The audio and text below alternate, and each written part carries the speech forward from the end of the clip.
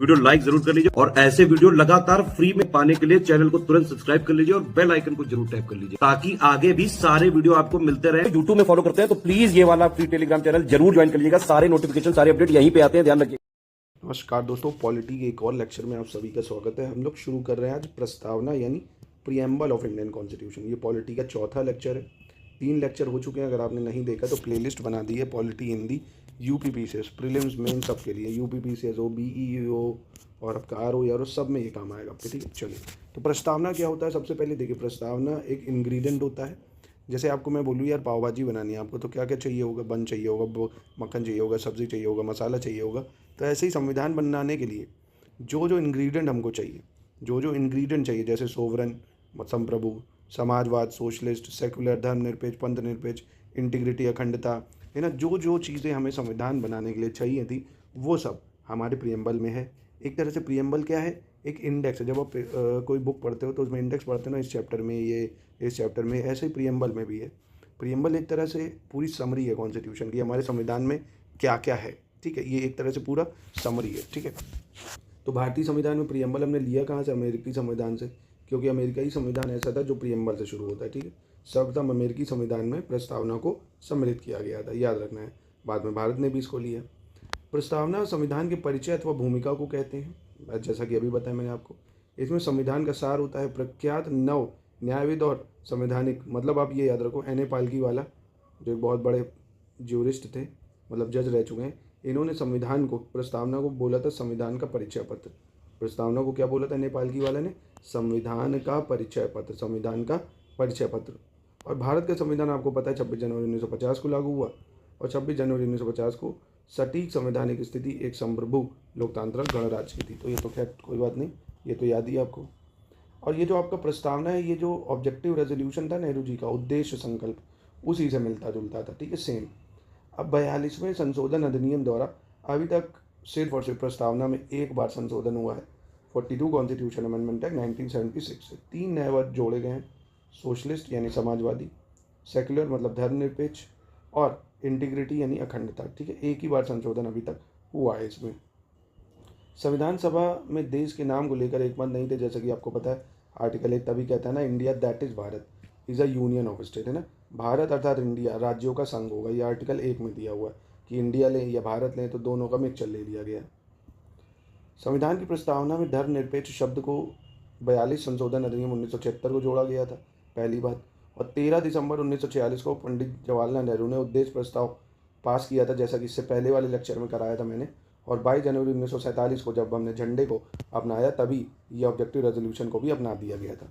अब बात आती है क्या प्रियम्बल में अमेंडमेंट हो सकता है? तो केशवानंदा भारती के जो 1973 में आया था, सर्वोच्च न्यायालय ने माना था कि ठीक है, मौलिक अधिकार संविधान के अन्य हिस्सों की तरह संसद द्वारा संशोधन के अधीन थे, बशर्ते संशोधन संविधान की मूल संरचना को ना नष्ट करे, जैसे कि प्रस्तावना में कहा गया है।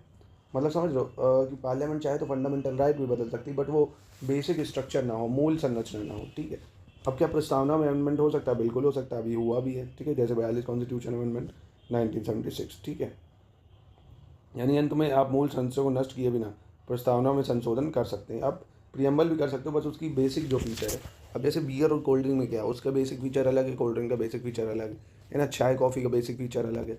अब चाय को आप कॉफ़ी थोड़ी कह दोगे, समझ? तो बेसिक फीचर नहीं अलग होना चाहिए, ये इसका कहना है। मूल संरचना अलग नहीं होनी चाहिए। अब जैसे प्रियम्बल को पढ़ने का तरीका क्या है? आपको देखो, प्रीलिम्स और मेंस दे रहे हो, प्रियम्बल याद होना चाहिए। सबसे पहले इसको ये करो, हम भारत के लोग। भैया कॉन्स्टिट्यूशन किसके लिए? हम भारत के लोग। भारत को एक संपूर्ण, संप्रभु, संपन्न, समाजवादी, पंथ निरपेक्ष, लोकतंत्रात्मक गणराज्य बनाने के लिए उसके समस्त नागरिकों को क्या क्या देते हैं? तो एक तो ये है, दूसरा संविधान जो आपको पार्ट पढ़ना है ऐसे, और तीसरा जो पढ़ना है वो ये, मतलब जो समाजवाद है, पंथ निरपेक्ष है और अखंडता, ये 42 कॉन्स्टिट्यूशन अमेंडमेंट एक्ट 1976 से ऐड हुई है। सोशलिस्ट, सेक्युलर, इंटीग्रिटी जिसको बोलते हैं। ठीक है, अब हमारे संविधान में आपको ये याद रखना कितने टाइप के देखो न्याय दिए हुए हैं, ऐसे आपसे प्रीलिम्स में पूछ सकता है। तो एक सामाजिक न्याय मिलेगा, आर्थिक न्याय मिलेगा, राजनीतिक न्याय मिलेगा। सामाजिक न्याय का मतलब यहाँ किससे, आप ये बताइए। अब देखिए, सामाजिक न्याय का मतलब यहाँ क्या हुआ? देखिए, जैसे किसी से मतभेद, मतलब जैसे कानून है, कानून के आगे सभी एक बराबर होंगे, है ना। अब ऐसा तो नहीं है सलमान खान गाड़ी चढ़ाएंगे तो अलग सज़ा है, आप चढ़ाओगे अलग सज़ा है। है ना। कानून की नज़रों में सब एक होंगे। सोशली सबको अधिकार है पेपर के फॉर्म भरने का, है ना। ये सब मतलब समाज में सबको इज्जत बराबर मिलेगी। आर्थिक मतलब ये नहीं होगा कि यार एक ही वर्ग के लिए सरकार काम करे, गरीबों के लिए कोई काम ही ना करे, है ना। तो मनरेगा देखो चलता है ना कि आर्थिक भी न्याय आपको मिले। राजनीतिक न्याय मतलब पॉलिटिक्स में, नेतागिरी में, जैसे आप एमएलए है, एमपी है, देखिए इसमें महिलाओं को भी मिलता है, जो एससी एसटी ओबीसी सबको समान न्याय मिले। तो 3 तरीके न्याय है, सामाजिक, आर्थिक, राजनीतिक, ठीक।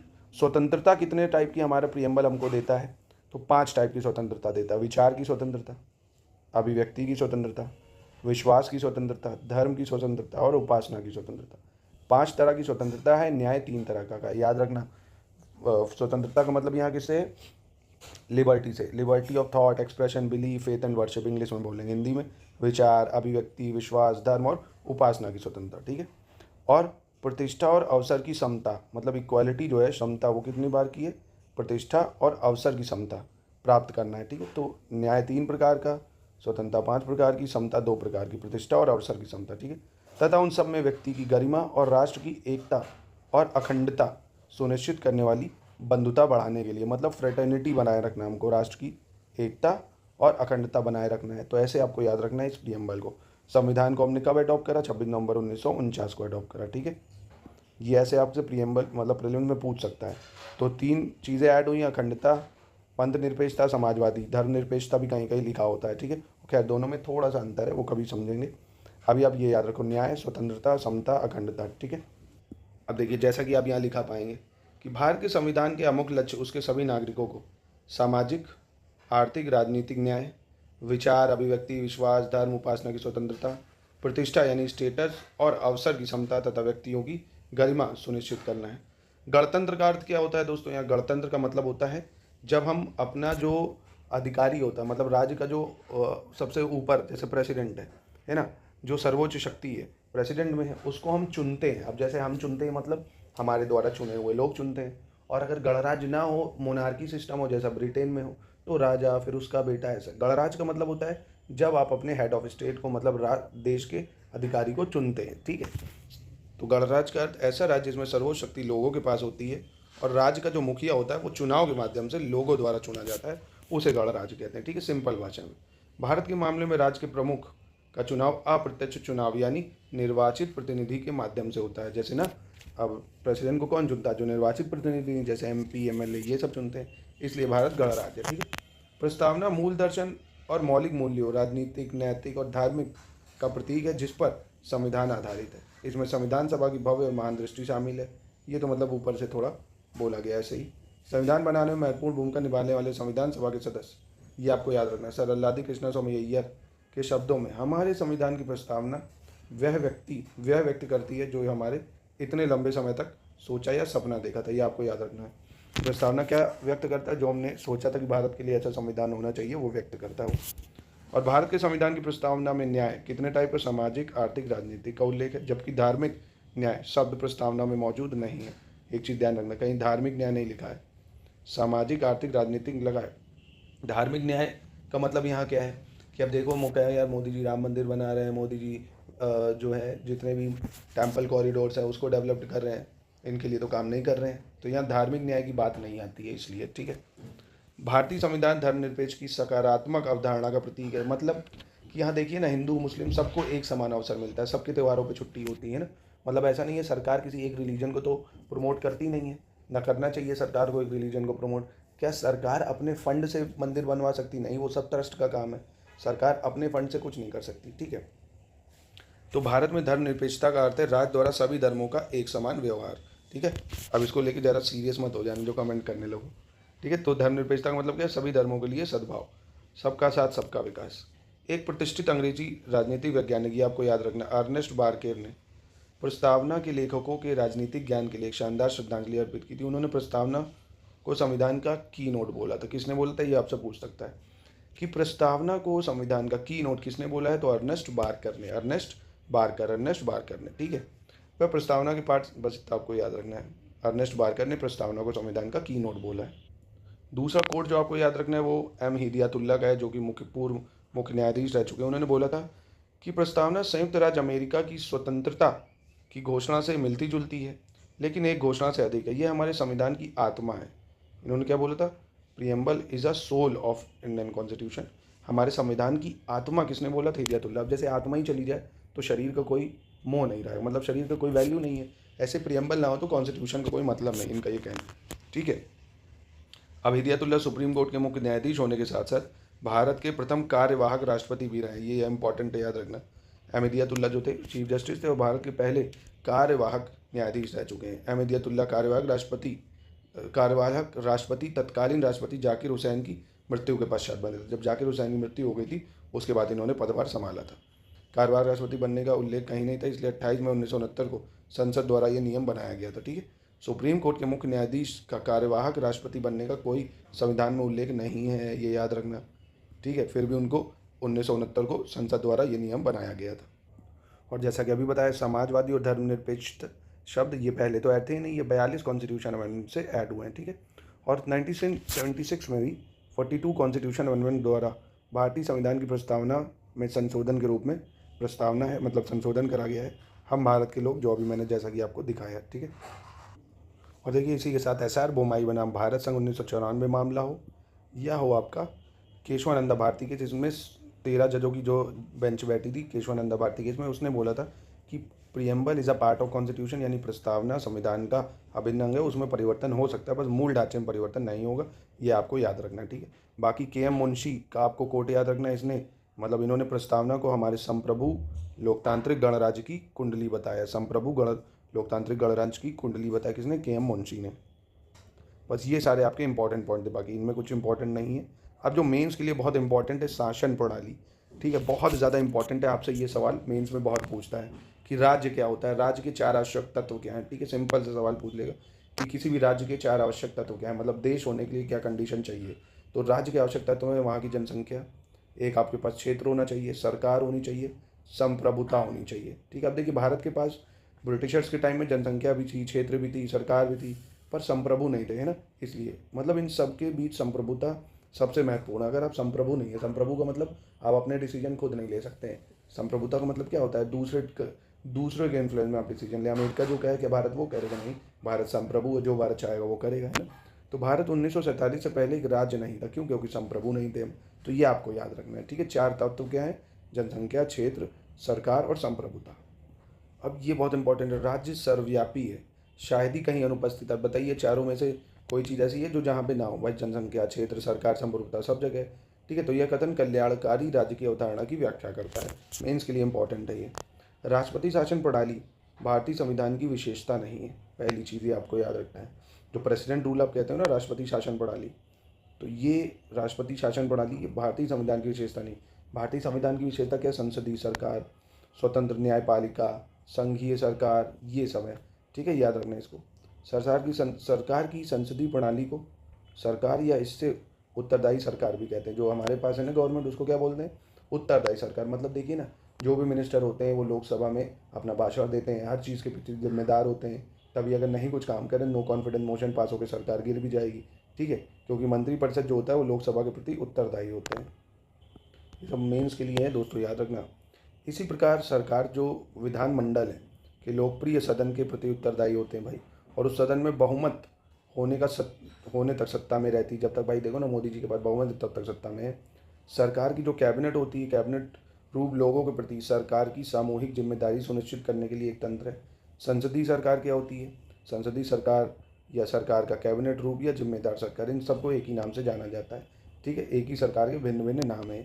शासन प्रणाली मुख्य रूप से 2 प्रकार की होती है। एक तो संसदीय होती है, मतलब जो हमारे पास है ना पार्लियामेंट्री सिस्टम या राष्ट्रपति सिस्टम, जो कि अमेरिका वगैरह में है ना। तो भारत शासन में संसदीय प्रणाली है, और यूके वगैरह में कैसी प्रणाली है, संसद प्रणाली है। और यूएस में आपकी कैसी प्रणाली मिल जाएगी, राष्ट्रपति शासन, मतलब राष्ट्रपति शासन प्रणाली है वहाँ पे। लाल फीताशाही का अर्थ क्या होता है दोस्तों, रेड टेपिज्म।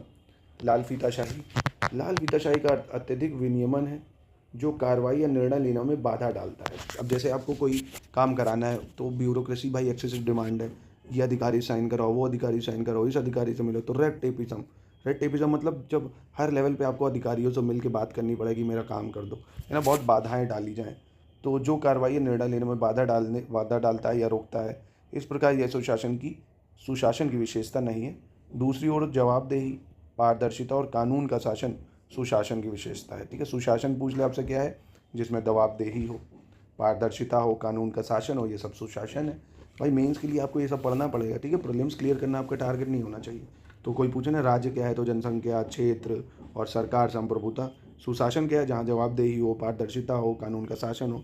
भाई पारदर्शिता ही नहीं है कि किसने, अब देखो कि सरकार को कौन चंदा दे रहा है कौन नहीं, तो पारदर्शिता ही नहीं, कैसे सुशासन चलेगा फिर, है ना। तो ये नहीं होना चाहिए। सरकारी संगठन को पारस्परिक कार्य पद्धति से अभिनव कार्य पद्धति की ओर उन्मुख करने के लिए प्रशासनिक सुधार आयोगों का गठन करना चाहिए, है ना, कि इनमें भैया जितने भी प्रशासनिक सुधार हों वो सब बताएं वो लोग। पहला प्रशासनिक सुधार आयोग कब बना था, 5 जनवरी 1966 को हुआ था, एडमिनिस्ट्रेटिव रिफॉर्म कमीशन जिसको कहते हैं। इसके अध्यक्ष कौन थे, मोरारजी देसाई। ठीक है, पहला जो प्रशासनिक सुधार आयोग था वो कब बना, 5 जनवरी 1966, मोरारजी देसाई इसके अध्यक्ष थे। दूसरा कब बना, 31 अगस्त 2005 को, 31 अगस्त 2005 को। इसके अध्यक्ष कौन थे, वीरप्पा मोइली। कौन थे, वीरप्पा मोइली। इंपॉर्टेंट है ये, बहुत ज़्यादा याद रखने आपको। वीरप्पा मोइली दूसरे के, पहले के मोरारजी देसाई। दूसरा, सरकार की जो संसदीय प्रणाली है वो लोकतांत्रिक शासन की प्रणाली है। ठीक है, लोकतांत्रिक है मतलब डेमोक्रेटिक है। तो देखो ना, जितने भी संसद के लोग हैं आप ही तो चुनते हो। ये मेंस के लिए बहुत ज़रूरी है, इसको स्किप मत करिए आप। जिसमें कार्यकारी शाखा अपनी लोकतांत्रिक वैधता प्राप्त करती है और विधायिका यानी संसद के प्रति जवाबदेही होती है। कार्यकारी शाखा मतलब ये काउंसिल ऑफ मिनिस्टर की बात कर रहे हैं, जितने भी मिनिस्टर वो संसद के प्रति जवाबदेही है।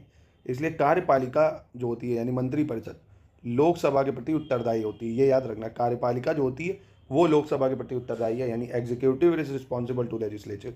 अभी अगर इसका उल्टा लिख दे कि legislative is responsible to executive, यानी क्या लोकसभा मंत्रिपरिषद के प्रति उत्तरदायी है, नहीं, मंत्रिपरिषद लोकसभा के प्रति उत्तरदायी है। अच्छा, दूसरी चीज़ लिख दे, क्या कार्यपालिका राज्यसभा के प्रति उत्तरदायी है, तो वो भी नहीं होगा। कार्यपालिका सिर्फ और सिर्फ लोकसभा के प्रति। भले कार्यपालिका में मंत्री राज्यसभा से भी होते हैं, है ना, पर वो सिर्फ और सिर्फ जिम्मेदार लोकसभा के लिए हों, क्योंकि वो एक लोकतांत्रिक बॉडी है। ठीक है, सरकार की संसदीय प्रणाली में कार्यपालिका विधायिका द्वारा नियंत्रित होती है। ठीक है, कार्यपालिका को कौन नियंत्रित करता है, विधायिका यानी संसद। ठीक है, सरकार के जो राष्ट्रपति रूप में होता है उसमें सभी कार्यकारी शक्तियाँ राष्ट्रपति में निहित होती है। सभी कार्यकारी शक्तियाँ किसमें होती है, राष्ट्रपति में होती हैं, जो राज्य के प्रमुख और सरकार के प्रमुख दोनों के रूप में कार्य करता है। ठीक है, याद रखना, मतलब जैसे अमेरिका का प्रेसिडेंट है, देखो सारी शक्ति उसी के पास है। सरकार के संसदीय स्वरूप का मुख्य लाभ यह है कि कार्यपालिका विधायिका के प्रति उत्तरदायी रहती है। ठीक है, इससे परिणाम स्वरूप एक जिम्मेदार सरकार का गठन होता है। ऐसी सरकार प्रणाली में कार्यपालिका की अपनी वैधता विधानमंडल से प्राप्त होती है। इंपॉर्टेंट पॉइंट है। संसदीय स्वरूप का क्या लाभ है, तो ये लाभ है कि कार्यपालिका विधायिका के प्रति उत्तरदायी होती है। ठीक है, अब ये मेंस के कुछ पॉइंट हैं, जैसे राज्यतंत्र क्या होता है। राज्यतंत्र होता है यह शासन का प्राचीनतम रूप है सबसे पहले, जिसमें शासन की शक्ति एक व्यक्ति में समाहित होती है जो राजमुकुट धारण करता है। जैसे ब्रिटिश के टाइम ये राजतंत्र था ना, याद रखना। अब राज्यतंत्र क्या होगा, जिसमें शासन की शक्ति एक व्यक्ति में समाहित होती है और जो राजमुकुट धारण करता है वह आनुवंशिक उत्तराधिकार के आधार पर पद ग्रहण करता है। जैसे देखो ना, हमारे किसमें ब्रिटिश सिस्टम में था, जो आनुवंशिक उत्तराधिकार के आधार पर रहते थे, रानी फिर उसका बेटा, ऐसे। ठीक है, और कुलीन तंत्र क्या होता है, यह शासन का वह रूप होता है जिसमें राजनीतिक सत्ता का निवास थोड़े से लोगों में होता है। ठीक है, राजनीतिक सत्ता जो है वो थोड़े से लोगों में होता है तथा इसका प्रयोग करते हैं। जो राजनीतिक सत्ता का निवास है वो थोड़े से लोगों में ही है और वही लोग उसका प्रयोग करेंगे। कुलीन तंत्र मतलब छोटा सा राजनीतिक तंत्र, तो ऐसे समझ लो। तानाशाही तो देख ही रहो, यह एक ऐसा शासन का रूप है जिसमें एक ही व्यक्ति का निरंकुश शासन होता है। जैसे मोदी जी का कह रहे हैं कि निरंकुश शासन है, आपकी 400 आएगा, जो बल प्रयोग के माध्यम से अपने पद पर आसीन रहता हो तथा किसी के भी प्रति उत्तरदायी नहीं होता। तो ये चीज़ तो हमारे अभी भारत सरकार में ऐसा कभी नहीं हुआ है। खैर, इंदिरा गांधी के सेशन में बोलते थे तानाशाही सरकार, वो सब बोला जाता है, ऐसा होता नहीं। ठीक है, क्योंकि अभी सुप्रीम कोर्ट बहुत ऊपर बॉडी है। सुप्रीम कोर्ट जब तक है तब तक भारत में कोई दिक्कत नहीं होगी। हर चीज़ की जवाबदेही, हर चीज़ को कंट्रोल सुप्रीम कोर्ट करता है। ठीक है, तो फिलहाल तानाशाही क्या होती है, कुलीन तंत्र क्या है, राजतंत्र क्या है, एक वर्ड में आपसे डेफिनेशन ये सब पूछता है तो आपको लिखना पड़ेगा। तानाशाही ऐसा शासन होता है जिसमें एक ही व्यक्ति निरंकुश शासन करता है और बलपूर्वक अपने पद पर आसीन रहता है और किसी के प्रति जवाबदेही भी नहीं होता। जैसे डिक्टेटरशिप वगैरह चलती है ना, देखो चाइना वाइना वगैरह में कह सकते हो आप। ठीक है, प्रजातंत्र भैया ये बढ़िया तंत्र जो हमारे पास है वर्तमान समय में शासन का सबसे अधिक लोकप्रिय प्रजातंत्र यानी डेमोक्रेसी जो हमारे के यहाँ है। प्रजातंत्र वहाँ विद्यमान होता है जहाँ जनता में सत्ता का वास होता है, अर्थात लोगों को संप्रभुता प्राप्त होती है। प्रजातांत्रिक या लोकतांत्रिक शासन प्रणाली के रूप में एक संघात्मक शासन व्यवस्था तथा अध्यक्षीय शासन व्यवस्था होती है, यानी प्रेसिडेंट सिस्टम या फेडरल सिस्टम। ठीक है, मतलब जो पीएम सिस्टम चलता है। भारतीय संविधान के अनुसार देश में संसदीय प्रणाली को अपनाया गया है, जिसमें जनता द्वारा चुने हुए प्रतिनिधि ही शासन करते हैं। देखो हमारे संविधान में क्या है, संसदीय प्रणाली है, जिनको आप चुनेंगे वो राज करेंगे। और इम्पोर्टेंट चीज़ भाई, संसदीय शासन प्रणाली को मंत्रिमंडल प्रणाली भी कहा जाता है। संसदीय जो शासन प्रणाली है उसको मंत्रिमंडलीय शासन प्रणाली भी कहते हैं। इस प्रणाली में संसद विधि निर्माण की सर्वोच्च संस्था होती है एवं कार्यपालिका अपने समस्त कृत्यों के लिए संसद के प्रति जवाबदेही होती है। कार्यपालिका क्या होती है, संसद के प्रति जवाबदेही भी होती है। और देखिए भारत में जो शासन प्रणाली है वो कैसी है भैया, भारत में जो राजनीतिक व्यवस्था है वो संपूर्ण सत्ता को केंद्र और राज्यों में विधिक रूप में बांटा गया है ना, ऐसा सिस्टम है, डिवीजन ऑफ पावर है। और जो अध्यक्षात्मक शासन प्रणाली होती है जिसे प्रेसिडेंट शासन प्रणाली या राष्ट्रपति शासन प्रणाली कहते हैं, उसमें समस्त जो कार्यपालिका शक्तियाँ वो राष्ट्रपति बनी है। तब अमेरिका का प्रेसिडेंट है, वो चाहे तो मुझे मंत्री बना दे, मैं सिर्फ उसके लिए रिस्पॉन्सिबल हूँ। अमेरिका का प्रेसिडेंट संसद के लिए, वहाँ की सीनेट के लिए रिस्पॉन्सिबल नहीं होता है, ठीक है, याद रखना। यानी शासन प्रणाली का सर्वोत्तम उदाहरण जो है, जैसे अमेरिका की राजनीतिक प्रशासनिक व्यवस्था।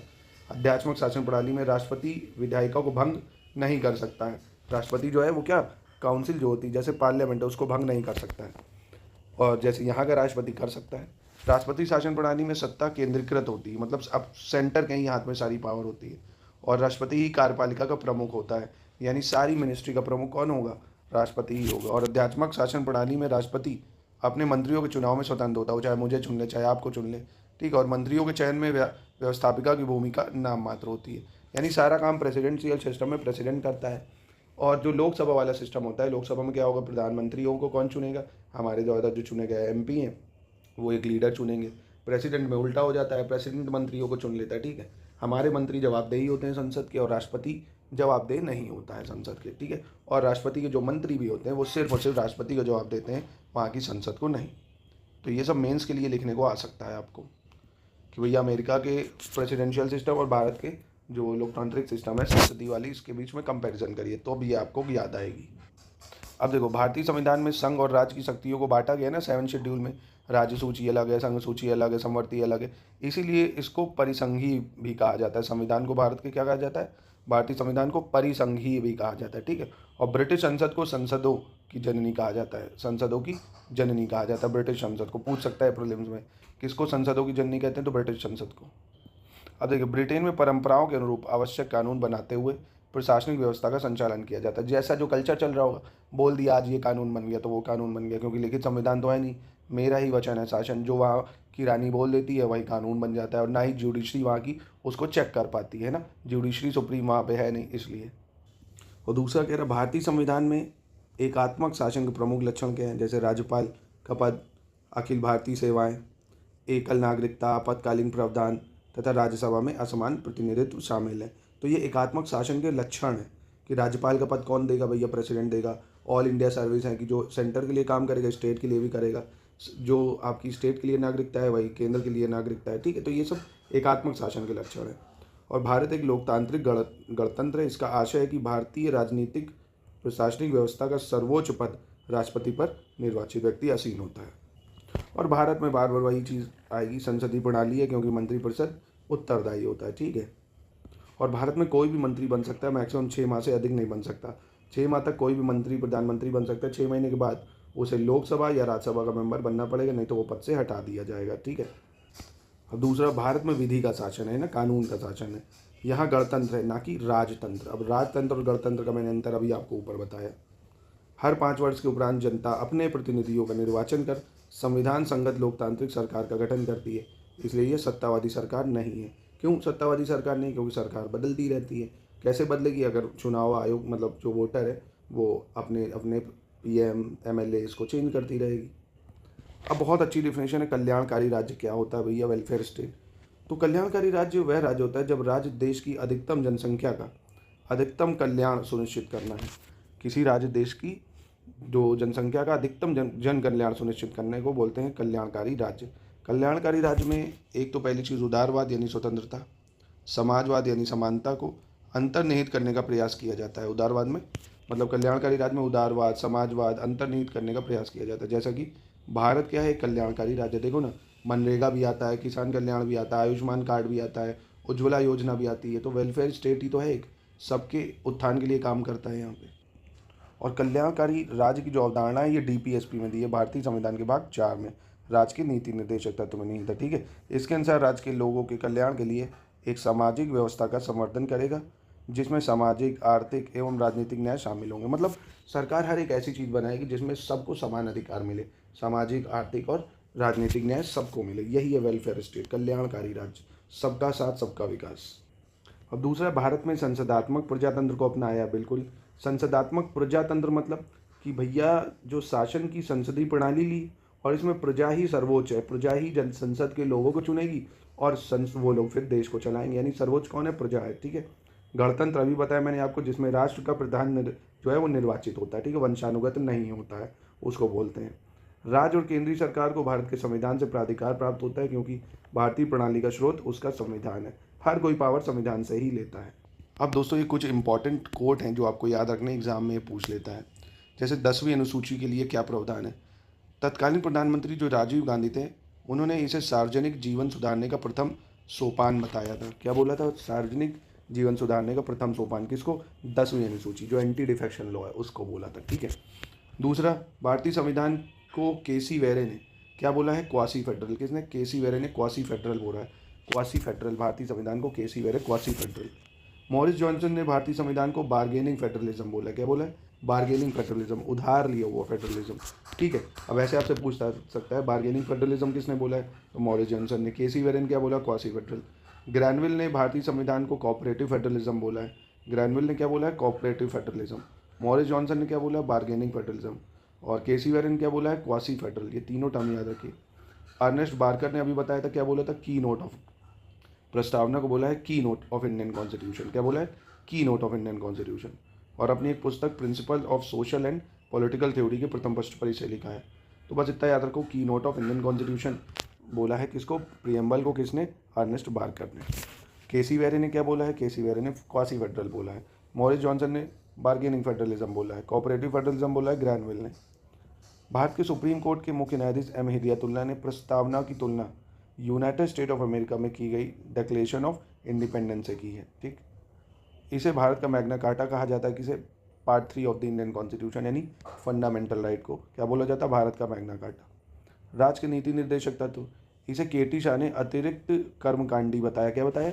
अतिरिक्त कर्मकांडी बताया। और ऐसे चेक से तुलना की है जिसका भुगतान बैंक तभी करेगा जब बैंक के संसाधन उसे अनुमति देंगे। मतलब क्या, इतने सारे इसमें कॉन्सेप्ट डाले गए हैं, इतना सरकार के पास पैसा ही नहीं है, ये तभी आएगा जब सरकार उसको पैसा देगी। ठीक है, तो बस ये किसने बोला? केटी शाह ने अतिरिक्त कर्मकांडी। किसको? नीति निर्देशक तत्व को। और नसीरुद्दीन ने क्या बोला है? 9 वर्ष में लिया गया रेजोल्यूशन जो 1 जनवरी को लेता है और अगले दिन टूट जाता है कि मैं 1 जनवरी से शराब नहीं पीऊँगा, 2 से ही पीने लग जाता है ना। तो एक तरह से रेजोल्यूशन बोला है कि डीपीएसपी को, जो सरकार कहती तो है पर करती नहीं है। और केसी वेरे ने डीपीएसपी क्या बोला है? इसे लक्ष्यों और आकांक्षाओं का घोषणा पत्र। क्या बोला है? लक्ष्यों और आकांक्षाओं का घोषणा पत्र। टीटी कृष्णामाचारी ने भावनाओं का एक स्थायी कूड़ाघर कहा है। भावनाओं का स्थायी कूड़ाघर बोला है। किसने? टीटी कृष्णामाचारी ने। इवॉर जेनिंग ने कर्मकांडी आकांक्षा बोला है। कर्मकांडी आकांक्षा। फिर दोस्तों इवॉर जेनिंग ने इसे कैबिनेट सिस्टम की भी संख्या दी है। किसको? भारत की संसद प्रणाली को क्या बोला है? Cabinet system. किसने? इवॉर जेनिंग ने। बहुत इंपॉर्टेंट है ये, कहीं ना कहीं आपको मिलेगा, नोट कर लेना इसको। आप चाहे स्क्रीनशॉट ले लो, चाहे जो भी, नोट जरूर कर लो। ये आपको हर जगह बहुत ढूंढना पड़ेगा, एक ही जगह सब आपको दे दिया मैंने। भारत के संसदीय प्रणाली को क्या बोला है? इवॉर जेनिंग ने कैबिनेट सिस्टम। और नीति निर्देशक को कर्मकांडी आकांक्षा। इमरजेंसी प्रावधान को टीटी कृष्णाचार्य ने क्या बोला है? संवैधानिक तानाशाही बोला है। क्या बोला है? संवैधानिक तानाशाही। और भारत के इमरजेंसी प्रावधान को हृदयनाथ कुंजरू ने क्या बोला है? राज्यों की वित्तीय स्वायत्ता पर खतरा। राज्यों की वित्तीय स्वायत्ता पर खतरा। सर अलादी कृष्णा स्वामी अय्यर ने क्या बोला है भैया इमरजेंसी के लिए? संविधान की प्राणवायु बताया इसे। क्या बताया? संविधान की प्राणवायु। किसे? इमरजेंसी प्रावधान को। सर अलादी कृष्णा स्वामी ने। संविधान की प्राणवायु। महावीर त्यागी ने इमरजेंसी प्रावधान की तुलना सुरक्षा वॉल से की है। किसकी करी है? सुरक्षा वॉल से। किसने? महावीर त्यागी ने। प्रधानमंत्री के पद और कार्यों का विवरण। लॉर्ड मॉर्ले ने प्रधानमंत्री को प्राइमस इंटर पेरेस, या सभी समान लोगों में सर्वप्रथम बताया। किसने? लॉर्ड मॉर्ले ने। ये याद रखो, ये बहुत इंपॉर्टेंट है। प्राइमस इंटर पेरेस का मतलब होता है सभी में एक समान, मतलब सबसे ऊपर। अब प्रधानमंत्री के पद और कार्यों का विवरण देखते हैं। सर विलियम वर्नर हार्केट ने, इन्होंने प्रधानमंत्री की तुलना तारों के बीच चंद्रमा से कर दी कि भैया ये अलग ही टिमटिमाते हैं। वो तो बात है, ये देखो मोदी जी को हमारे, कि तारों के बीच चंद्रमा से परिक्रमा मतलब तुलना कर दी है। किसने? विलियम वर्नर हार्केट ने। और यही प्रधानमंत्री की तुलना करी है। जेनिंग्स ने प्रधानमंत्री को सूर्य के समान माना है, जिसके चारों ओर सभी ग्रह चक्कर लगाते रहते हैं। ये भी बढ़िया चीज़ है यार, देखो है ना। ये किसने बोला? जेनिंग्स ने। बहुत बढ़िया टीज करते हैं लोग कि प्रधानमंत्री एक सूर्य है जिसके चारों ओर सारे मंत्री चक्कर लगाते रहते हैं। और देखो ना, अब यही तो होता है। प्रधानमंत्री के पद और कार्यों का विवरण। एच जे लॉस्की ने प्रधानमंत्री को वह धुरी बताया है जिसके चारों ओर सरकारी मशीन के सभी कलपुर्जे घूमते हैं, ठीक है। और राजनीतिक मामलों की समिति, सभी समितियों में से सर्वाधिक शक्तिशाली का सुपर कैबिनेट कहा है। सुपर कैबिनेट किसे कहा जाता है? राजनीतिक मामलों की समिति को। विपक्ष दल का प्रमुख आइवोर जेनिंग ने इसे वैकल्पिक प्रधानमंत्री बताया है, ठीक है। वैकल्पिक प्रधानमंत्री किसे बताया? विपक्ष के प्रमुख को। किसने बताया? आइवोर जेनिंग ने। लोकपाल को गेराल्ड ई काइडन ने इसे संस्थानीकृत लोक अंतःकरण का प्रतीक कहा है। तो कहने का मतलब है बस इनमें से ज़्यादा नहीं है जो मैंने मेन बताए ब्लैक फॉन्ट वाले, बहुत इंपॉर्टेंट है आपके एग्जाम के लिए। ये कहीं ना कहीं एक दो बार आते ही रहते हैं घुमा घुमा के हर साल, तो आपको इनको थोड़ा फोकस करना पड़ेगा, ठीक है। जैसे ये कोऑपरेटिव फेडरलिज्म, केसी वेरे, मॉरिस जॉनिस ने बार्गेनिंग फेडरलिज्म बोला है, की नोट बोला है प्रीएम्बल को, मैग्ना कार्टा किसे बोलते हैं, फंडामेंटल राइट यानी पार्ट 3 को। ये सब आपको याद करना पड़ेगा। तो दोस्तों ये था पॉलिटी का लेक्चर। कल मिलते हैं। अब देखेंगे कल से हम लोग आर्टिकल शुरू कर देंगे। आर्टिकल 1 to 4 मतलब पार्ट, राज्य एवं उसके संघ राज्य क्षेत्र, ये देखेंगे कल से, ठीक है। नया चैप्टर शुरू हो जाएगा कल से, डिटेल में समझेंगे।